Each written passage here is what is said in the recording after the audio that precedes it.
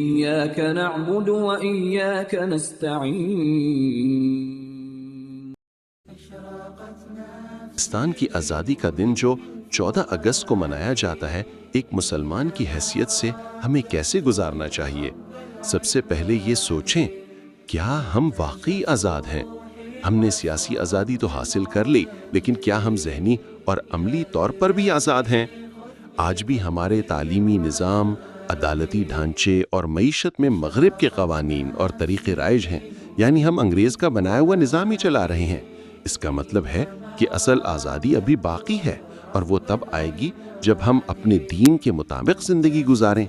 چلے مان لیتے ہیں کہ پاکستان آزاد ہے، تو پھر اس دن کو منانے کا پہلا حق یہ ہے کہ اللہ کا شکر ادا کیا جائے، نماز پڑھیں، نوافل ادا کریں اور روزہ رکھیں۔ آپ صلی اللہ علیہ وسلم اپنی پیدائش کے دن روزہ رکھتے تھے تاکہ اللہ کا شکر ادا کریں، تو ہمیں بھی اپنی خوشی کے دن عبادت سے گزارنے چاہیے۔ پاکستان ایک کلمہ لا الہ الا اللہ کی بنیاد پر حاصل کیا گیا تھا۔ اس کا مقصد تھا ایک ایسی ریاست جہاں قرآن و سنت کے مطابق نظام قائم ہو۔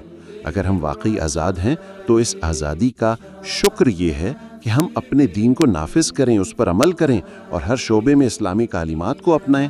افسوس یہ ہے کہ آج آزادی کا دن شور شرابے، ڈانس، باجے، آتش بازی اور فضول ہنگامے میں ضائع کر دیا جاتا ہے۔ یہ چیزیں اسلام میں جائز نہیں ہیں۔ اصل خوشی کا دن تو ہمارے پاس صرف دو ہیں، عید الفطر اور عید الاضحیٰ۔ باقی دن اگر خوشی منانی ہو تو عبادت، صدقہ، خیرات اور اصلاح معاشرہ سے منائیں۔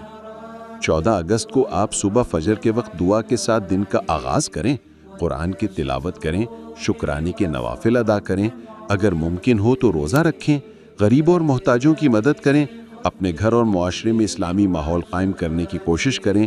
یہ ہے وہ طریقہ جو اللہ کو پسند ہے۔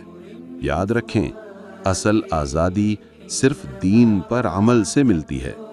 اس موضوع پر ایک خاص حدیث اور اس کی تفصیل میں آپ کو اگلی ویڈیو میں بتاؤں گا انشاءاللہ۔ السلام علیکم ورحمۃ اللہ وبرکاتہ۔